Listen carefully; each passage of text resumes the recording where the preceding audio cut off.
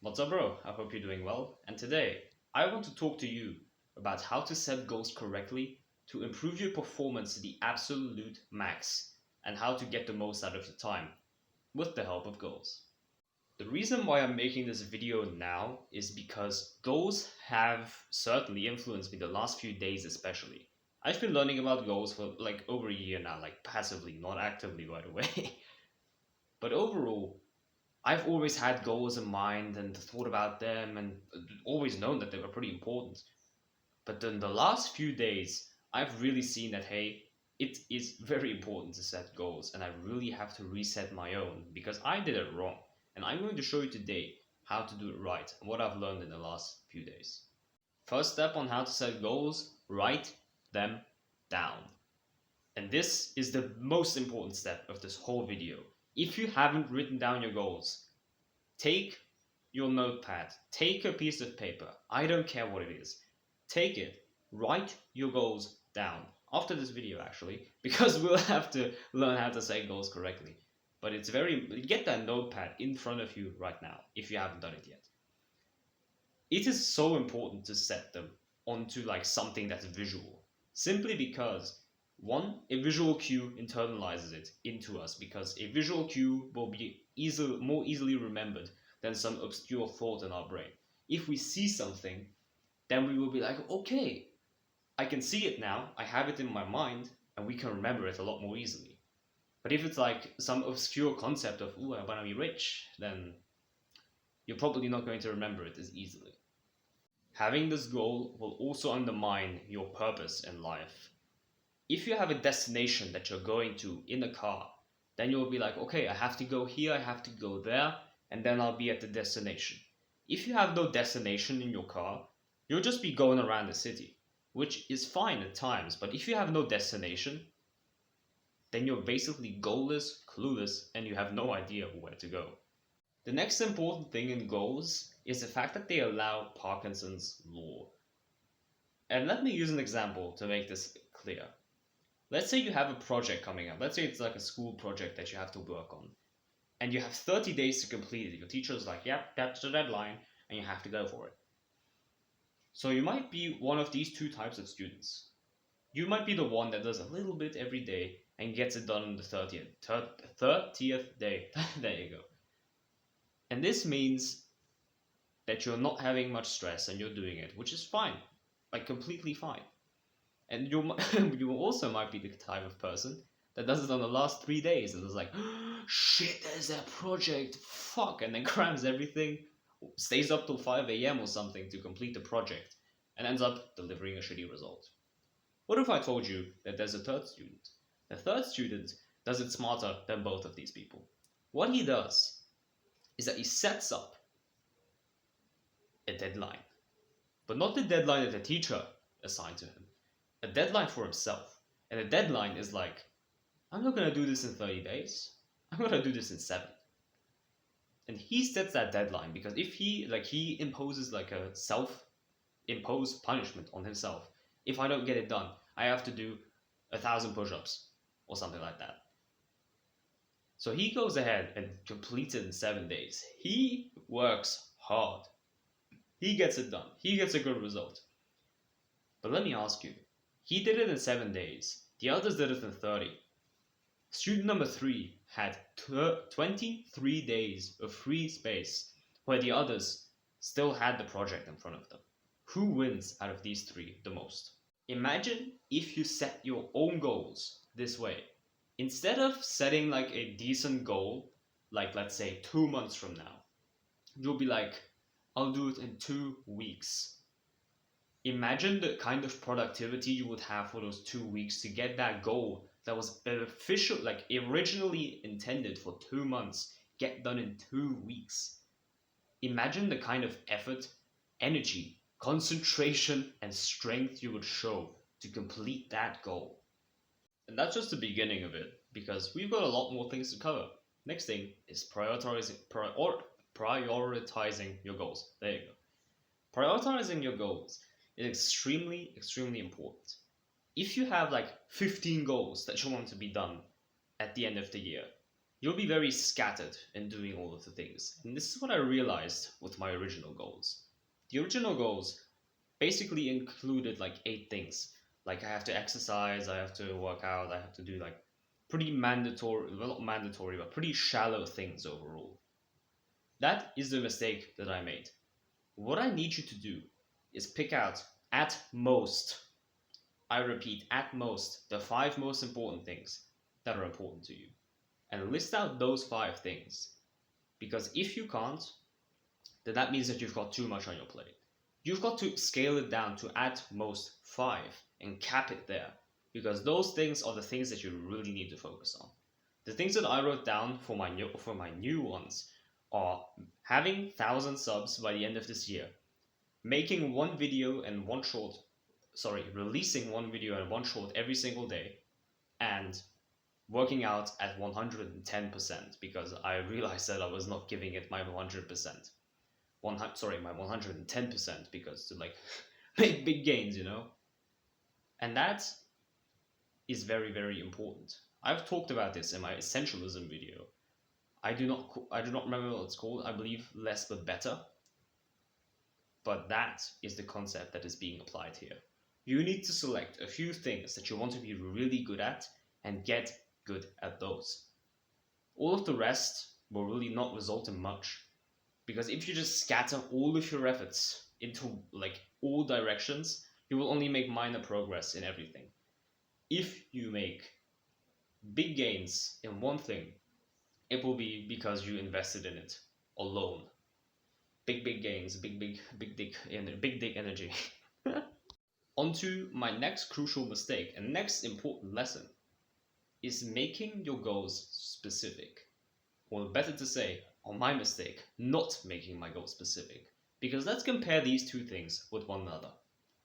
If you take number 1, which is say, I want to be rich, and let's take number 2, let's make this specific. I want to be rich. Okay, how can we measure this? We can measure this if we take a specific amount of money. I want to make $1,000, let's say. That's already a lot better because if you say I want to be rich, like okay, $1,000 is not that much, but let's take it as an example. I want to be rich is very, very broad. You might be like, okay, I'm rich when I have $50, but I might also be rich when I have $500. So what really means rich to me? If you have $1,000 instead, you can say with confidence that this is the point that I need to get to. This is my clear finish line. That will really tell me like, hey, this is the time, or this is the thing that I want to do. Almost told you the next thing, which is saying when you want to do this. You can say like, okay, I want $1,000, but you can get those $1,000 by the end of your life, and that will not be your goal. So you will need to set a deadline, which comes back to deadlines again. See, if you put these two things together, that will allow you to make absolutely astronomical progress. Because 1, you've got an idea where you want to go, and until when you've got to do it. So you've got some urgency on your hands as well. You are going to be much more productive, much more going towards it. And failure, or not failure, but inaction it's just not going to be an option anymore. And this is the reason why many people fail, because they don't see the importance of this. If you say, I want to make $1,000 by the end of this year, you will be like, ooh, okay, that's pretty good. That's measurable. I can get it done.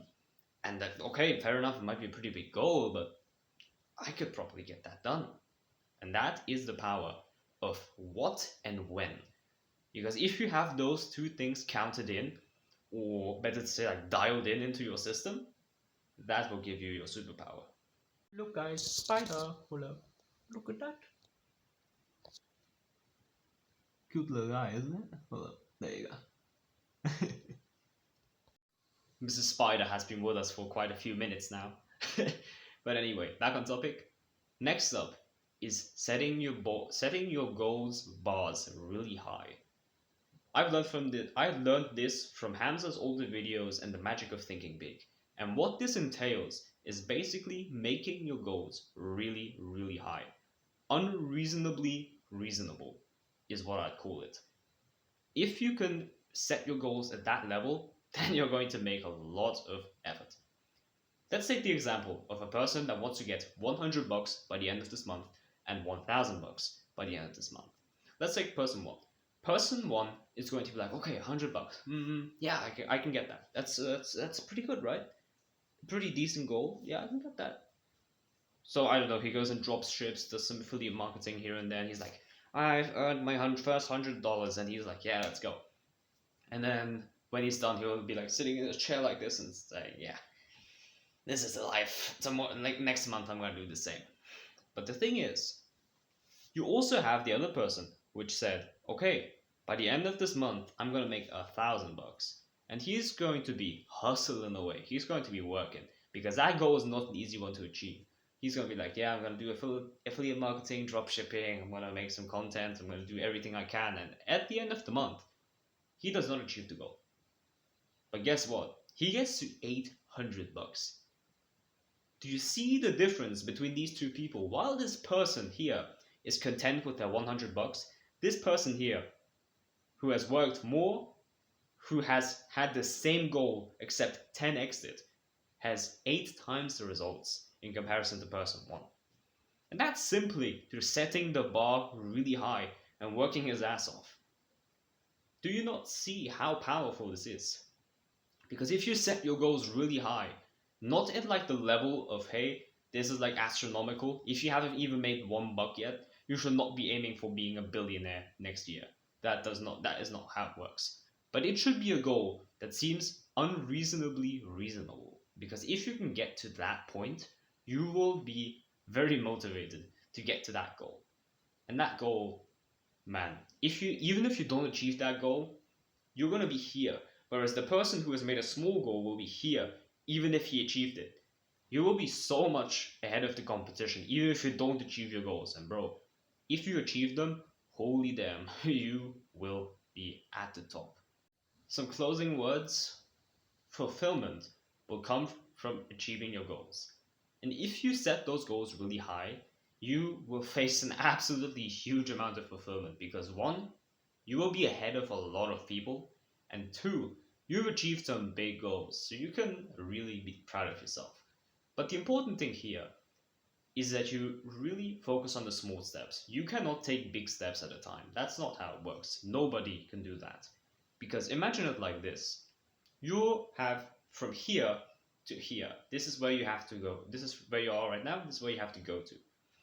You can build a lot of stairs, like very small steps, and climb up, climb up, climb up, and then you're here. But you cannot do the same with one big step. Like imagine if you like are here and here, and you build a stair from here. You cannot scale this one. You need to scale many small ones to get to that goal. And that is exactly how this works. So appreciate and be very grateful for the small things that really make the work happen. Set the goal high, but do it with small steps and celebrate the small steps that are happening. Because if you have clear goals that are specific, if you have a few goals that require your attention and aren't spread out all over the place, like, hey, I have this goal, I'm going to do this, and I'm going to do that, that's not going to work. If you have goals that are set beyond the bar, that are like really difficult to achieve, but you know deep down that while they're unreasonably unreasonable, you will be able to get there with lots of effort. And once you get there, you've got a clear finish line. Because you know, like, hey, yeah, this is my deadline, this is when I want to get it done. And once you achieve that goal, it will not be like, oh yeah, I guess I'm rich now. It will be like, yeah, let's fucking go. Like, yeah, that will be more of the reaction. So yeah, that is the tutorial on how to set goals. And I really, really hope that you can take this. What I want you to do right now, if you're still around, thank you very much. But I want you to take your notepad. I want you to take your journal and journal your goals in there. Specific and measurable goals that are set high. That is exactly what I want from you. Thank you very much for watching. Make sure to subscribe and see you next time.